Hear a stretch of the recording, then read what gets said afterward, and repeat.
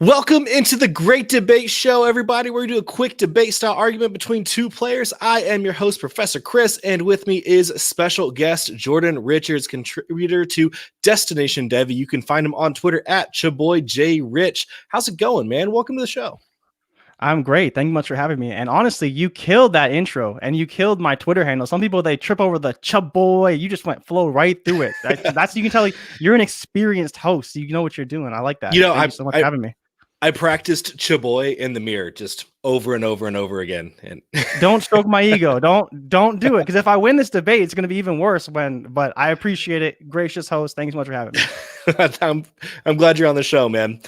So here's how the show goes. For those of you who may be listening for the first time or tuning in for the first time, if it's live, we each have a player that we are arguing for. We get 2 minutes to argue for our player, 90 seconds for a rebuttal against the other person's player. And then we finish it up with final thoughts on our player. And that's the show. And this week we have two wide receivers who absolutely shined on Sunday. We are debating Chase Claypool and Travis Fulgham. And I'm not even sure if I'm pronouncing that correctly because, you know, this is a guy you never really heard of before this, but it's Fulgham, right? Yeah, I think you're right. I mean, maybe you've never heard of him. I heard of him. Right, as a Devy better guy. Scout than you, but I'm not trying to throw you off. You're good. You're good. As a Devy guy. As a Devy guy, maybe you've heard of him. I'm still learning, but yeah, definitely, I heard him before. Did a bit of scouting on him, so. Sure, that's awesome. Well, so I'm going to kick it off with Claypool here. So let me go ahead and get the stopwatch ready. Get yours ready as well. And 2 minutes, and let's go ahead and kick it off. So what a start for the Pittsburgh Steelers rookie to his season. A 3 catch for 88 yards and a touchdown in week 2, and then an absolutely monstrous 4 touchdown day where he had 7 receptions, 110 yards, and 3 touchdowns on 11 targets, and also a rushing touchdown as well. 4 touchdowns for this guy on his way to a massive fantasy day for you if you happen to play him. He started the season out kind of slow, as rookie wide receivers do. They either have to earn their way into playing time or be the beneficiary of injury. Well, Chase Claypool has both. He's had a total of 9 targets in 3 games leading up to week 5, but he was also behind Juju Smith-Schuster, Deontay Johnson, and James Washington on the depth chart, and it's hard to have good fantasy production when you're the 4th option on the depth chart. Well, things have changed in regards to the injury in front of him. Deontay Johnson, very likely could miss some time. He entered week 5 after coming out of the concussion protocol and then took a shot on a punt return that injured his back. Concussion and back injury within a couple of weeks each other. It's going to be hard for him to be 100% in week 6 when the Steelers welcome the Cleveland Browns. So clearly Claypool has been bumped up on the depth chart that way. But he has also earned more playing time. He's clearly outplayed James Washington. And why wouldn't he? We're looking at a 6'4", 238-pound wide receiver who ran a 4.42 at the combine with a 40.5-inch vertical, 19 bench press reps. He was the 94th percentile in weight, in height, 98th percentile in weight, 96th percentile in vertical out of all rookie wide receivers this year. He's a physical freak. NFL Research actually tweeted out his scores, put him at bigger than Cameron Wake, faster than Odell Beckham Jr., stronger than Jared Allen, jumps higher than Julio Jones, and more explosive than Devin Hester. The Steelers got an absolute gem in the draft. And the Checkdown also put out a stat on Twitter after his performance. Here's what it said. Wide receivers 6'4" and 235 pounds or bigger to run a sub 4.45 at the combine. Calvin Johnson, Chase Claypool. That's it. And I think I went over 2 minutes. I did. Don't worry. I'll stop you at 2 minutes. Yeah. You were very close, but so I'm going to do a quick rebuttal. It's very simple. Claypool is great. I love the comps, the faster than this guy, stronger than this guy. At the end of the day, I think it's very clear that he's never going to be above a wide receiver 3 on that offense when everyone's healthy. Now, of course, you can make that case for plenty of players. Obviously, he's beneficiary of injury, but to me, it's very clear that it's Juju and Deontay Johnson. I also don't necessarily expect for Juju to get, 5 targets in a game again. Obviously, Claypool is great, but in my opinion, he's also going to cost you a lot more than someone else will. When these guys blow up for 3, 4, 5 touchdowns in a game, especially rookies, people think they're the next great thing.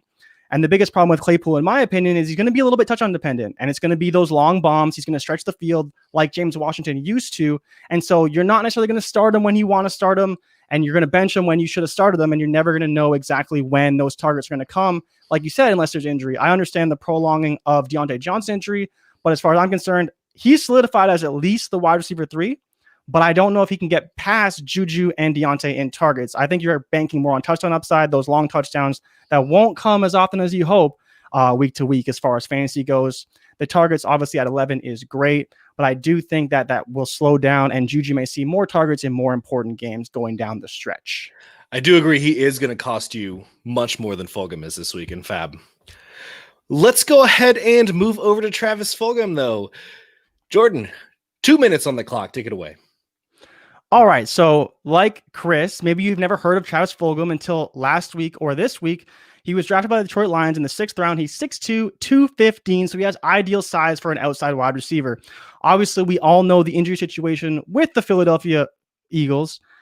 The problem is they have Jeffrey, they have Rager, who's dealing with a UCL injury, and then they have JJ Arcega-Whiteside, who they drafted in the 2nd round last year, and he hasn't really worked out. He caught one pass at the end of the 2nd half and hasn't done much since as far as his tenure in Philadelphia goes. Now you have Fulgham, who came on last week. He had a 60% snap count in week 4 against the 49ers, obviously caught the game-winning touchdown, and a 72 snap percentage this past week for the Philadelphia Eagles. So he's already trending in the upwards direction as he started last week in his first game for the Eagles. Now, as far as his advanced metrics go, he had a 70 percentile dominator rating at 36% at Old Dominion and a 80th percentile yard per reception at 17.2. That's a guy who can stretch the field and who can dominate on the outside, obviously with his size. That makes him an ideal candidate as the number 2 wide receiver, whether that's behind Jeffrey, behind Rager, as that safety net for Wentz. If you watch that game, you could see that he was that ideal target for Wentz when they needed the go-to guy on 3rd down or important downs down the stretch in that game, trying to compete with the Steelers. And I could really see that going forward as being a staple in that offense. Wentz obviously targeted them heavily, and I really expect that to continue going forward because they really don't have anyone he trusts. And you could see the chemistry on the field, and I just see that continuing because he's never really played with Rager. Jeffrey's always banged up. Deshaun Jackson may be available. We don't know. But Fulgham is the guy right now, and like I already said, he'll probably cost you a lot less on the waiver wire. Still got 20 seconds left. You want to? Oh, okay. You want to throw anything else in there? All I would say is if you didn't watch the game, Fulgham actually looked very good. My only real issue is he's a little bit slow. But other than that, he has a really large catch radius as well. I believe it was like 80th percentile or 60 or 75th percentile. That's the only other thing. So you think about a guy who can score touchdowns, make plays down the field. That's what catch radius is for. That's what Fulgham can do. So, my argument against Fulgham, I didn't really have a whole lot to go on against him because, if you look at his stats over, his first 2 seasons, which is really just 5 games because he didn't really do anything last year with Detroit. Like you said, my answer was who? This is another guy who is the beneficiary of injuries in front of him. I mean, who else do the Eagles have with Alshon Jeffrey and Deshaun Jackson and Jalen Rager all out, missing plenty of time? It's up to John Hightower, Greg Ward, JJ Arcega-Whiteside, like you said, and Travis Fulgham to be out there and be reliable for Carson Wentz. It's a mess of wide receivers in Philadelphia right now, and we don't know who it's going to be any given week. Fulgham doesn't blow anyone away. Like you said, he is pretty slow. Even after his big day, he doesn't blow anybody away. He did look really good. I mean, I'm not going to take anything away from the guy. He was awesome. But, he's also relying on Carson Wentz to be an accurate quarterback, and there are better receiving options in that offense for Wentz as well. Zach Ertz and Dallas Goedert, who Wentz has historically favored, both of those guys. And, and this is a quarterback who has thrown 6 touchdowns and 9 interceptions so far this season with a 60% completion percentage. I think playing an Eagles wide receiver right now is a dart throw, but hey, in 2020, you might need that. So let's go ahead and move to final thoughts here, and I'm going to take it back to Chase Claypool. Now, I ended with that tweet from the Checkdown that said Calvin Johnson, Chase Claypool, and that's it. Don't hear what I'm not saying. I am not saying that Chase Claypool is Megatron by any means, okay?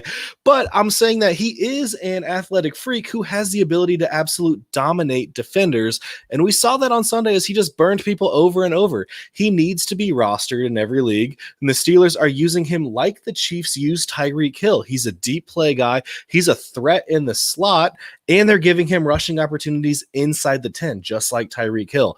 He's rostered in just 15% of Yahoo leagues. Put that claim in for him today. So, final thoughts, I guess, on Fulgham would be kind of like what you're saying. It's the same type of issue with the Eagles. It's injury. It's when are these guys ever going to be healthy? And it just comes down to if you watch the game, if you go back, look at how his connection with Wentz was compared to other players like Hightower, like Ward, still younger guys that haven't been in the system very long. I do think there is room for Fulgham to maybe find a home in this offense. And I think if you can get him on the cheap, he could be someone you use as a bye week filler, as someone you may play even as a wide receiver 3 down the stretch, because you need these guys in fantasy. And with all the injuries piling up, I do think Fulgham could find a home fairly quickly in Philadelphia, as we've seen from his increased snaps and targets over the past 2 weeks. What about when we get a healthy Alshon Jeffrey, Deshaun Jackson, and Jalen Reagor? Now, I don't want to be like pessimistic, but when have we ever seen a healthy Alshon Jeffrey and Deshaun Jackson on the same team in the last 2 years? It's very few and far between. And I definitely agree with you on the Jeffrey part. I think that Jeffrey and Wentz have a natural chemistry, that Wentz is going to just throw him the ball, and he's been extremely inaccurate. He's been forcing the ball a lot this year. But I just do believe that Fulgham could be the guy. Like, as much as Rager's going to get his targets, I think if the Eagles actually play like a smart team for once in their lives, they'll say, you know what, they have the chemistry. Let's actually try and actively get Fulgham the ball before they're forcing the ball to Rager, forcing the ball to Jackson, because these are the guys that are always in that offense. Fulgham had a pretty good game. He probably deserves to get more looks as actual looks in that offense, not just when Wentz is breaking down or throwing the ball to the sideline or running for his life. Let's try and actually get Fulgham the ball. He played against some pretty decent corners. He didn't play against Hayden a lot last week, but he saw him a little bit and still had a fairly good game. And I think that he should be rostered. And as far as your point about Ertz, I don't think Ertz is doing much of anything this year. You can't really drop him, but he's very difficult to play because he's getting keyed in on as the only option that people see as notable. And maybe Fulgham can find a home as another guy. I like it. Real quick, we had a question in the chat. Kevin asks, how much fab on Claypool? I mean, you brought up a good point that it is chasing the touchdowns. I would say 15%. Yeah, I think like for me, it's maybe 20 max if you're desperate, but I don't even think that would get him. I think he might go for like 50% fab for some reason. There's going to be people who are desperate. In most leagues, and to be honest, I like Claypool. If I can quickly go on a tangent, I didn't like Claypool in the draft process, but then the Steelers drafted him, and Steelers history with wide receivers is so good, you have to take notice of these things. And now they've turned him into something. They force fed him the ball. But what does that mean? Like a lot of offenses, players can have good games. It doesn't necessarily indicative of a future performance. And if you want to spend 15, 20%, I think that's okay, depending on your roster, depending on who you lost. We didn't lose a whole lot of wide receivers this week, so you should be okay. But I mean, we're going to see. And I honestly think 20% is probably pushing it, and you probably still won't get them. Someone might spend 30, someone might spend 40. So we'll see. All right, guys. Well, that is going to wrap it up for this week's great debate. Jordan, thank you so much for joining me this week. This was a lot of fun. Why don't you tell the listeners where they can follow you and support you? You can follow me on Twitter at ChaboyJRich. You can find some of my work over at Destination Devy on YouTube. Just search it up. And then you can find our Patreon, patreon.com/allgas, where you can join a great Devy community, the best Devy and Dynasty community out there.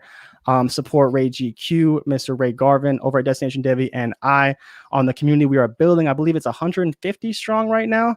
A lot of good chat, a lot of good insight. If you're not into Dynasty, not into Devy, it's a good place to start if you want to learn some knowledge.